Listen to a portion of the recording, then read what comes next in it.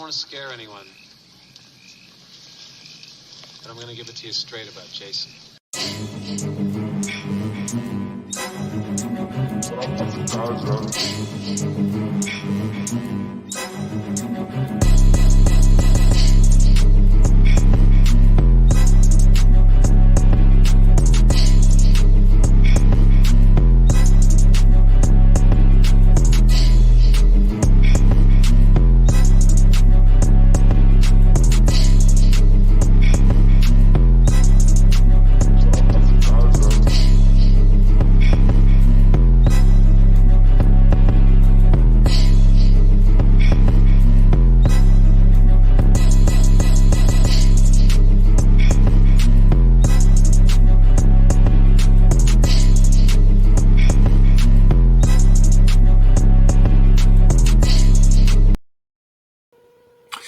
Hello, welcome to the Warpath Crossover Podcast. My name's @J Don't Fade, Jason Molloy on Twitter. Go ahead and give us a follow at the Sabres Warpath Podcast on Twitter. We'll go ahead and get some more content out there for you. I'll probably start retweeting the episodes. And as the season, I don't want to say it goes on because it hasn't started yet, but as the season continues and we start getting into the preseason, which is only a couple weeks away, which is awesome.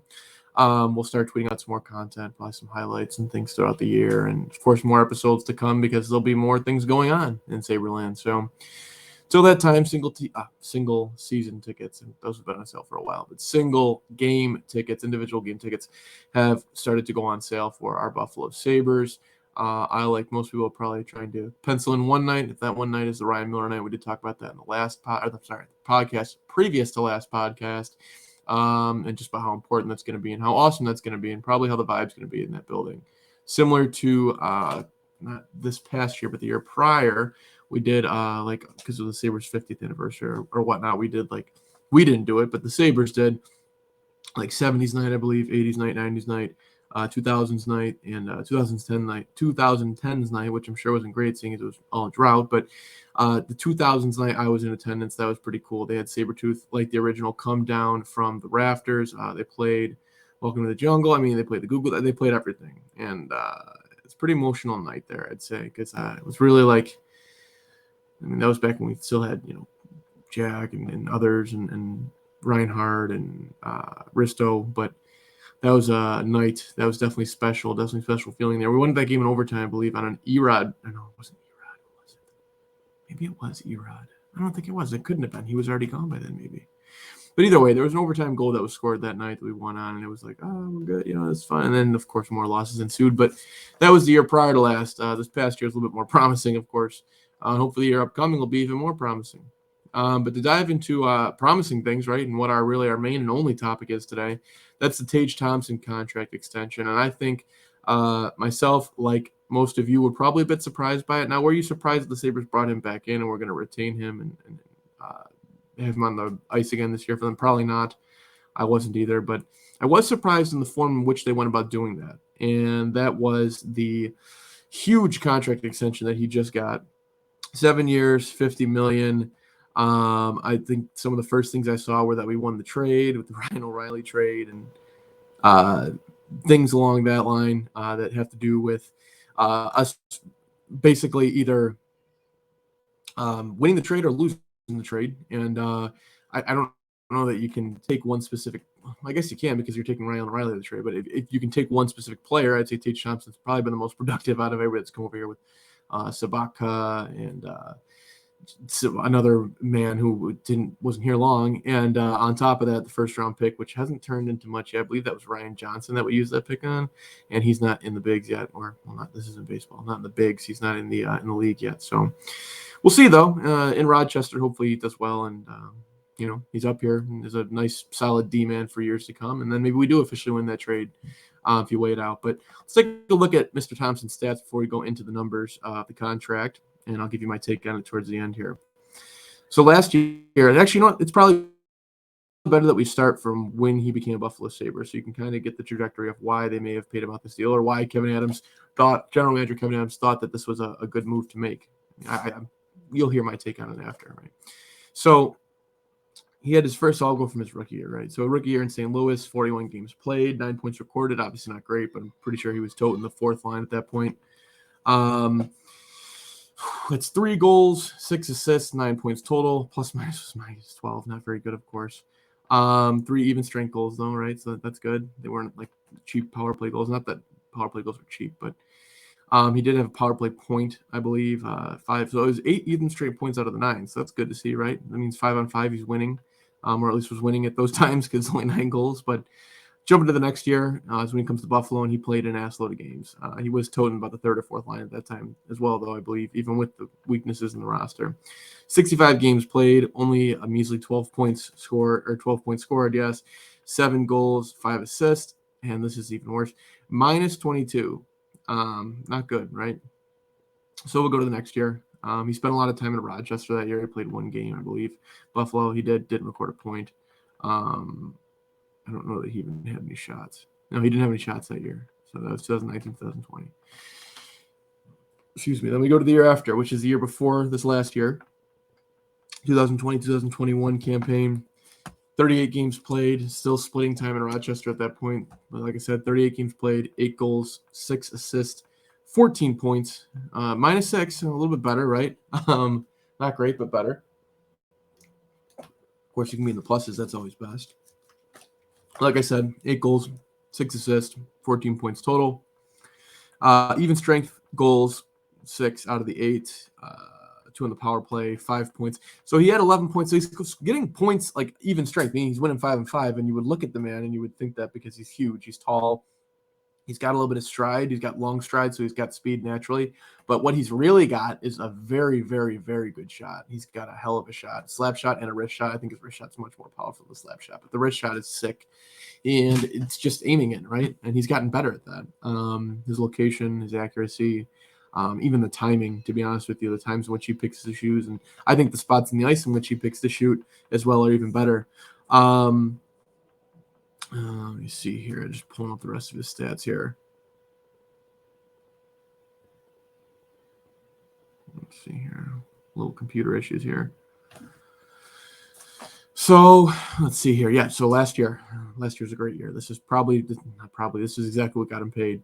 78 games played. He's carrying the first line at this point. They made some real dramatic changes in the line, or really the line makeup, I guess you could say, chemistry, science behind the lines.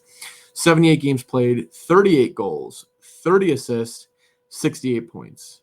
Okay. 26 even strength goals, 10 power play goals, points, 24 even points, even strength points, 6 power play points. So that's 16 points out of the 68. That brings you to 52 overall points, even strength. Like I said, he wins, well, I guess you could say he wins 1-on-1. It's 5-on-5 when you're playing even strength. But he was clearly a leader out there and one of our better players this year. If not, maybe one. I might even go as far to say our best player this year. Now, there are other guys that had emergencies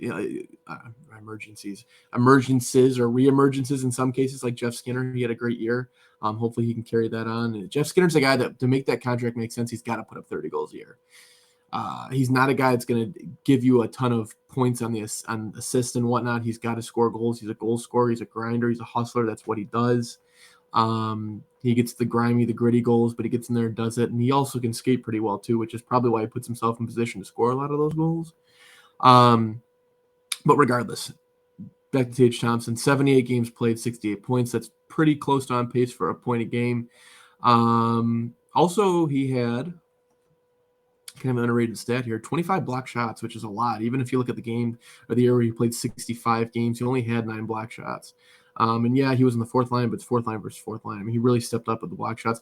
And I would think that, and I don't know the numbers for sure, like defend this or prove it or whatever, give proof, a burden of proof. But I would say the Sabres probably had a lot more block shots. It seems like they were really laying themselves on the line this year. And part of that is just better chemistry on the team, better leadership, better vision, determination to win regardless of what your record is every single night. We saw that this year, I think, more than probably the last, 10 years maybe. New coach, new players, youth infusion. Things were just better, in my opinion. But yeah, 68 points will get you paid, and I thought that maybe they were going to go, and I believe he was an RFA again this year.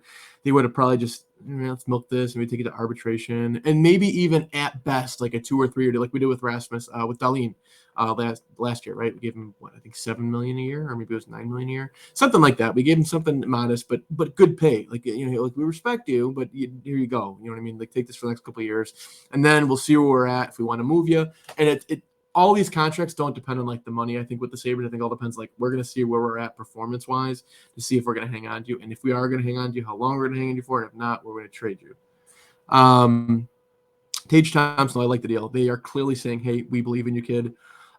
We are sick of hearing about the Rylan O'Reilly trade and how we lost it. We're going to prove we won. Here's 7 years, $50 million. Go out there and kick some ass. He's not a free agent again until 2030. At that time, right now, he is 24, I believe. Yeah, 24. 25. He's 25. Be 26 the year after next. So we've got him in his good years, right? So if he continues on the path that he's on, we're going to have him up until through age 31, which at that point he should still be putting up the same numbers, if not, maybe slightly less. But the pay doesn't kick until the next year, I believe. I'm taking a look. Yeah, so it's $1.6 million in the cap this year. Next year it is 5.1. Just rounding numbers here. Of course, it's like 5.142857, but we'll say 5.1. After that, 7.1, and it's 7.1 all the way and down until 2029, 2030.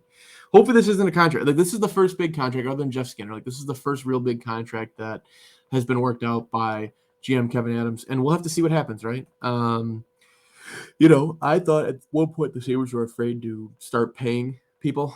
They were just because of terrors of the past and nightmares of the past, but clearly that's not the truth.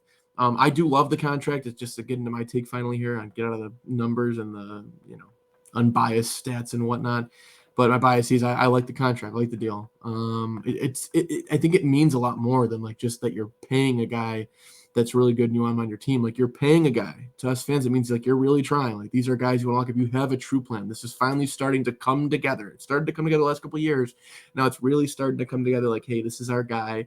One of our guys, at least, right? 7 years, $50 million. That's an average salary of 7.1. That's not insane. He's not even still the highest player on the team yet, with Jeff Skinner still here.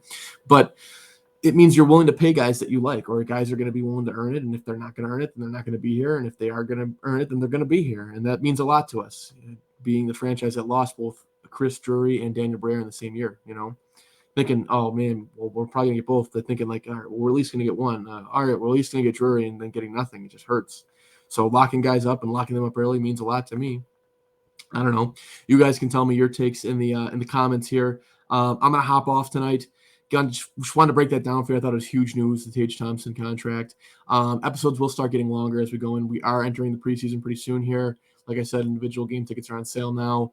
Go ahead and give us a follow if you want to hear about our upcoming podcast content. And if you have any takes on what we should be talking about or what we shouldn't be talking about, or why we should or shouldn't be talking about what we should be talking about, then go ahead and comment or message me directly, or better yet, message us on Twitter at JDon'tFade or at the Warpath Podcast. Let me be official with that. The Warpath Cross Pod. The Warpath Podcast was taken. But either way, guys, Sabre Nation, Sabres on the Warpath. Have a good night, and we will see you next week.